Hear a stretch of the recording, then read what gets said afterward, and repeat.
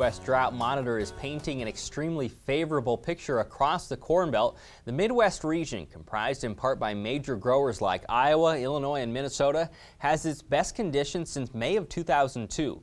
Nebraska, located in the Monitor's High Plains region, has put together a perfect 2016. The state hasn't recorded a percentage in any intensity of drought so far this year. But would a switch from El Niño to La Niña drastically shift huge growing regions into dangerously dry conditions?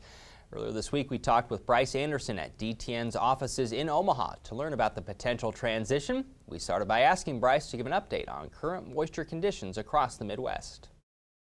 Well, the situation for moisture is really favorable. You look in the key producing areas of the Corn Belt, basically from central Nebraska all the way east to Indiana, and then from Minnesota south into the Ohio Valley, and the soil profile is just about full.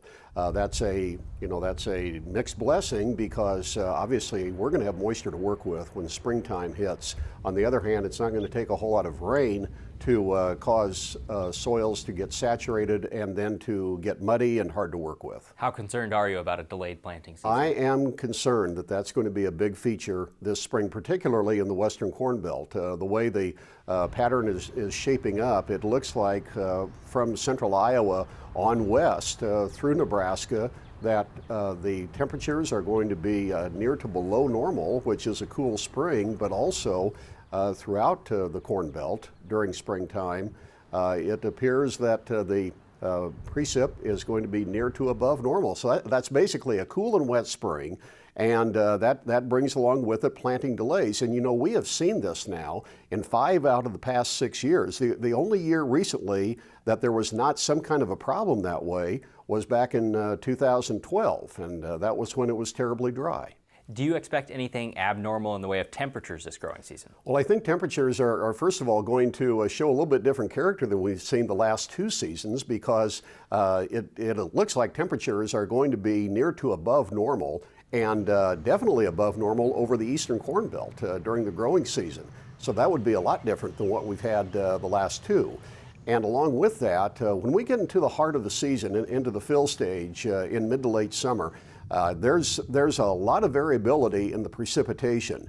The western and the central Corn Belt, including Nebraska, has near to borderline below average precipitation, and then there's a little wetter trend for the Ohio Valley, that southern Corn Belt.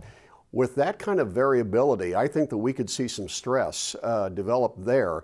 And so as a result, I think that trendline yields for corn and soybeans are probably where we're going to max things out this year. That doesn't mean it's going to be a crop failure, but I don't think we're going to be setting the bar into a new area like we have seen over the last couple seasons. How do you expect El Niño and the end of El Niño to affect corn and soybean growers this season? Well, the Pacific is starting to cool, but it's very slow, and it looks like we're going to still have above normal sea surface temperatures going into the middle part of the summer. El Niño will be with us through the spring, and then for the summer, the way the forecast models are presenting things now, we will have neutral conditions with the waters in the Pacific not really showing any tendency to cool into a La Niña fashion until probably well into the fall. With that going on, that's a generally favorable situation for the Midwest when we look at the overall planting and growing season. Can you explain that transition from El Niño to La Niña? Does it always happen? Why does it happen? The transition from El Niño to La Niña does happen. Why it happens is the evolution of the ocean, because deep, slow-moving but consistent waves in the subsurface of the Pacific go back and forth, and during the end time of an El Niño, those waves interact and start to take away from the large pool of very warm water that we have in the equator region of the Pacific. And eventually then that's what moves into a La Niña with cooler water. Is it a given then that we will transition into La Niña this year? I think that we will by late late summer, we'll start to see things happening, and then into the fall is when it appears that these cooler temperatures, La Niña conditions, will indeed develop. And you know, if that takes place, it would be good for harvest, because La Niña would be a dry weather maker for harvest. But as we think about next year with La Niña in place, that could be a year of some stress caused by that. Yeah, that's the question. Should growers be concerned about La Niña, both what it means for the U.S. and for Brazil and Argentina next season? I think that it's going to be an issue that's going to get more and more attention, because there's a very high relationship between El Nino and above average rains in Argentina and southern Brazil, which we have been getting.